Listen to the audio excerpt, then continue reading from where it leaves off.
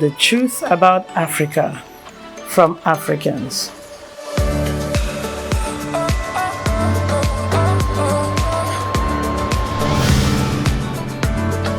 Our story today will be on a well-known King Jaja of Opobo.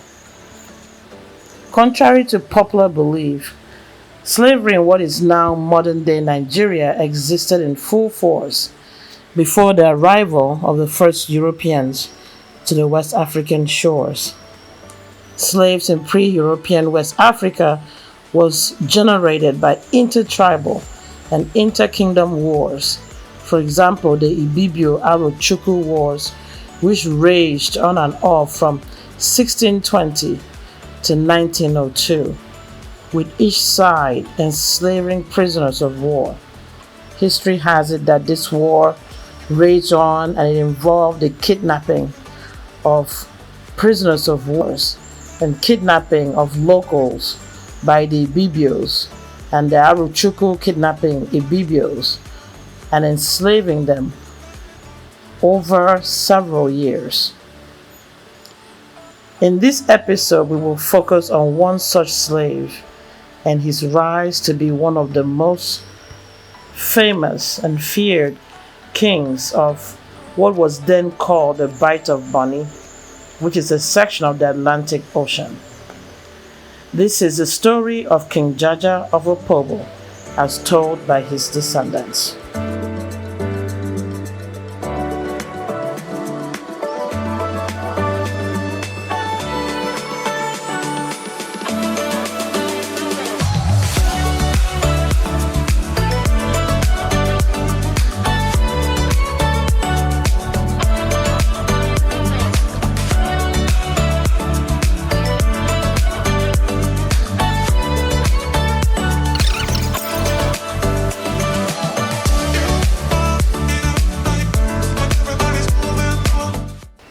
Internal disputes between rival war canoe houses led to mounting strifes among the 18 war canoe houses. Jaja, as he had become known by the late 1860s, moved away with his followers, which consisted of 14 war canoe houses, and Princess Osunju, daughter of the King of Bonny.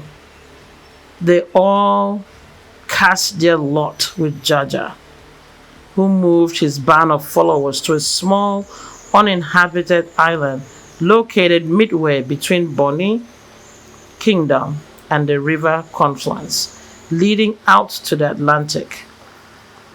Jaja made himself king over this island.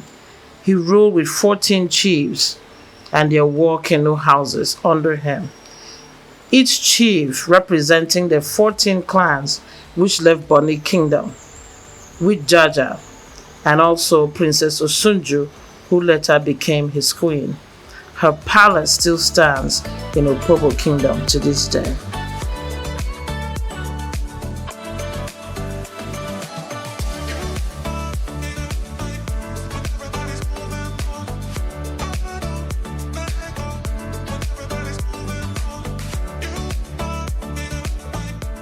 King Jaja ruled his kingdom for 18 years with firmness and remarkable sagacity.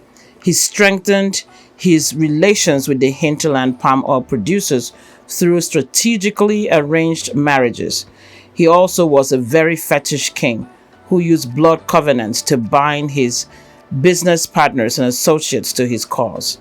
King Jaja was known, according to his descendants, to visit the marine spiritual kingdom and would be physically gone for 3 weeks at a time. It is believed that much of his powers stemmed from covenants with marine spirits. Jaja was a very powerful king, very great, that fought against the British. So at least being powerful, he acquired some of his power from the marine world. Okay. He's he is the chairman of the ocean deities, the deities of the ocean. He's the chairman of the ocean deities. He controls the whole deities in the and then of course we know this River Rhine area. It was fetish, then he don't know anything about God. Okay. So he believed himself as the god of Western Africa. Wow. So And then you said we couldn't go through this door. No. The door is being open when the king is around, so you can pass through the small entrance. So since he died, this door hasn't been open. No. The door normally be open. The door. They open the door when he's around. When the current king is around. Oh, there's a current reigning king now. Yeah. Oh, really? King Jaja double as Jaja. I didn't know that. So his direct descendant is still ruling. Of course. Wow, I wasn't aware of that. We have the King Jaja dynasty. That is the reigning. Okay. It's not from company to company. No. It's from bloodline. Yes. Where I think that's the first time I've heard that King Jaja of Opobo had descendants that continued to reign. Of course. After he died. Of course, now we know the history says that after his tussle and fight, the war with the British, that he was sent into exile. Sent into exile was after he might have. British also used him to work. British couldn't enter the Shanti territory. So, but they used Jaja. They thought he would die there, but they sent him to conquer this king of the Ghana now. Yeah, the king of Shanti. Shanti Kotonko. And also invade Southern Africa and chase Zulu. Check out the Zulu. Wow. So he actually went on war campaigns outside Opobo. So coming back, British now grant him field marshal. Okay. And gave him sort of honor. Okay. It was Queen Elizabeth that grand Jaja with gold crown king. Wow. Yeah, but he is well recognized by Her Britannic Majesty. What is this? This gold structure on the building? Yeah, that is a sign of rich and free. Okay. No matter how the money flows, nobody questions, nobody asks, because he's a recognized king.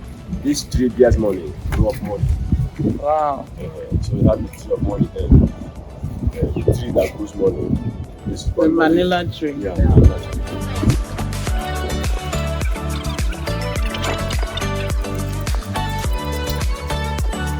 This was the former palace. Those iron was came there. This was this one. And this palace was built by the British. Okay. The British built it. So that's the remains. Yes. He was also known to use juju and other forms of fetish in warfare, including adding them to his artillery guns and firing them at the enemy with maximum destructive results. And here they have coal that they also throw it out. Then his fire brigades, when they put the fire, if this one man, only this one can destroy community. So he wouldn't just put just the ammunition, he would put his mystic, of course, now with some grenades, herbs some big and stuff in there. So one sound of it, that's a problem. Wow. So Jaja, the man is so powerful and full of wisdom. Full of wisdom. So you said that his third son, the second son has. We will get to that, but we can also go to the waterfront or the Oranta, Captain Oranta. Okay. You see some of his rivals also. Okay. There was 18 sessions in Grand Bonnet when Jaja was there. But when they have the Imane Mad War, the civil war in Grand Bonnet that broke up between them, Jaja divided Bonnet. He left out with 14 sessions. And the 14th session exists here. What do you mean sessions? The session, that is the first class chiefs. Okay, so there were 18 chiefs under him. Yes. Okay. Royal Highness. Okay. Meanwhile, him is the Majesty.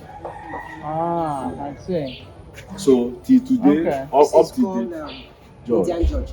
Yeah. Okay. It's called an Indian Judge. Yeah, I'll use this. Just one. So I have to. Just for the video, I have to cover myself. So if any of you are planning to come, you can't dress wearing shorts. Either you wear a dress or you tie a George material like what I'm tying now. And this George material, I can't tie two. You can't tie two. Yes, unless you have been blended into the womanhood. Oh, okay. It's a tradition. Oh, that's like a place in Akwa Ibom in Uyo. Okay. If you Young tie two, ladies very tie big one. one. If you're married, Older, you tie 2. Yeah. He armed his traders with modern weapons for their own defense and defense of the Opobo kingdom. In this way, he monopolized the palm oil trade and severely punished any community that tried to trade directly with the Europeans. As part of this monopoly, King Jaja forbade any interactions between his subjects and Christian missionaries. Until today, there is very little Christian presence in the Kingdom of Opobo. Jaja made sure that the European traders paid their commis, also known as customs and trade or duties today, and he made sure they paid it when due. So with the coming of Christianity, did it dampen the religion, or people are still? Yeah, a little. But the practice is still on. Okay. But not as it was then. Christianity has taken more of it. Because the kingdom was so fetish. Very fetish. The British cannot even come down to this place. You wait for him at the ocean. From here now you get to Atlantic Ocean. Okay, well, they also from the waterfront here, he pushes oil to Liverpool direct.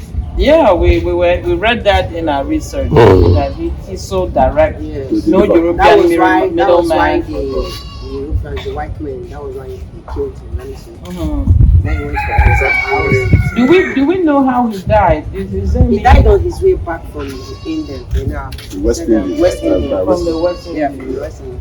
Oh wow! What a loss. You know, whites, they are very wicked. When they see that, they'll bring you closer, they will honor you, they will hail you, they will use you after much. They don't want anybody to be higher than them. Yes. So they must surely make sure they find a way to bring you down. And I think that's a lesson for us as Africans, not just Nigerians, Africans, to begin to value what we have, value who we are. Even if someone comes, whether it's a white person or any other race, and offer you, why are they offering you? Nobody give people something for free. That's why are they offering you? There's a reason. You don't just take. And I just hope that with what we are seeing, that will encourage us to start valuing ourselves, value our own way of doing things. Even the like you said, he was fetish. He went to the marine world. That's something we do here. That's our way. They have their way. They have their own way. They have their own that they do. That is also fetish. Very fetish. Jaja submitted himself to the British, not that the British captured him. Because so many times they tried. Even they was observing. They think that sending him to that Ashanti war will end him, but they were surprised they went there and conquered. And came back. But when Jaja was growing older, so they now said they will sink his kingdom. Yeah, they threatened to sink his kingdom. So Jaja now said that instead of him to fight and lose his kingdom, that he will sacrifice his life. So he now submitted. So when Queen invited him, he now submitted himself. You know that journey is not coming back. So he must have put things in place. Yes. He called his chiefs. He told them everything. He told them another way. But the one of the chiefs is John Africa. Said, let him don't go. That master, you will not come back. He said, don't worry. I know. Wow. That I know I will not. But take care of the kingdom. So it's not true that he died in exile. No. He went on a visit to the Queen of England. No, they invited him. Normally, when they invite him, he will not go. He was so stubborn. They threatened to. So they now threatened that he under duress, that if he did not come, they'll sink Opobo. Yes. So he now left. And they unlawfully killed him without going to the place. And they died without the notice of the Queen herself. Yes. And he was poisoned. Did they ever bring his body back? Yes, they brought it back. Okay. It's in the tomb. In the tomb. There's no cover the tomb. Wow. So you can actually see on the white gold casket. The down is inside. Okay. Not now. We cannot get there. Yeah, Oh, the bird. Yeah. Okay. So Jaja called him Oko Jojo, that is his leg. And Jaja So loves him. Oko means leg. Jaja's leg. Jaja loves him so much. These are the chiefs, the past chiefs. This is the main grave of the Oko Jaja. Then the other one there is Patese, his own close associate. Also. He departed this life on the 27th of July, 1992. Age 58 years.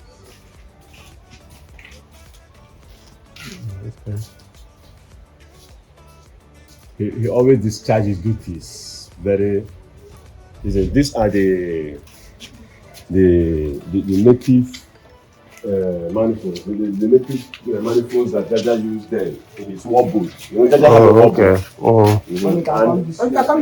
Come this way, please. Jaja had his war boat. These manifolds normally set every festive season, and it is used for communication. We only understand about the indigenous. Oh, okay. You know, when they play like music. Kind of music. But as they are playing it, we understand it. Oh, that's like our Obodo. In our place, we have Obodo that depending how they beat, you know what they are saying. So Jaja used it to convince the British. As the war boat is going, like he might move with 14 war boats to go and end the community. So they use it in communication.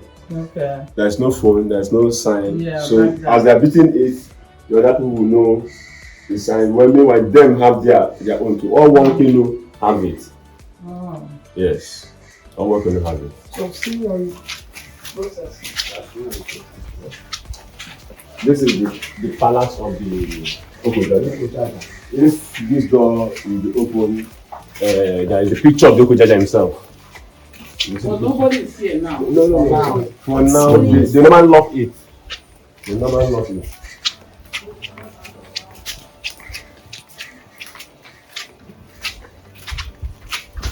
All this sport was brought by Queen Elizabeth. What the was? Okay. All this sport was brought by Queen Elizabeth. It was all gifts to Jaja in order to calm him also. Yeah. Jaja is not even seeing anything. Where is Dolaji? Okay, this is the building we're talking about. Oh, okay. Ancient building. What was it used for? This we are kind of It's palace. the palace of the Jaja. Yeah, the Phoenix Majesty. Just like this, you have a picture of Savior.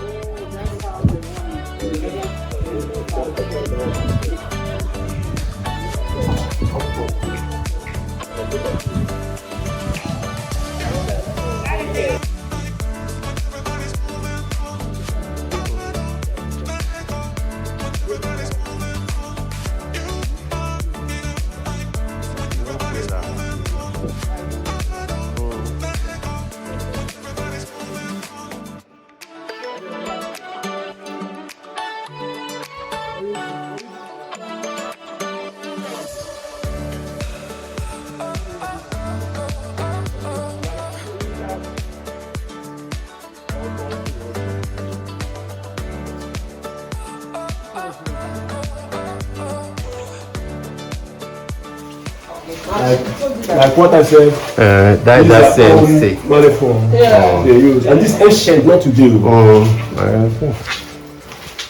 Yes, Captain Oranta. A very strong radical man, a chief again.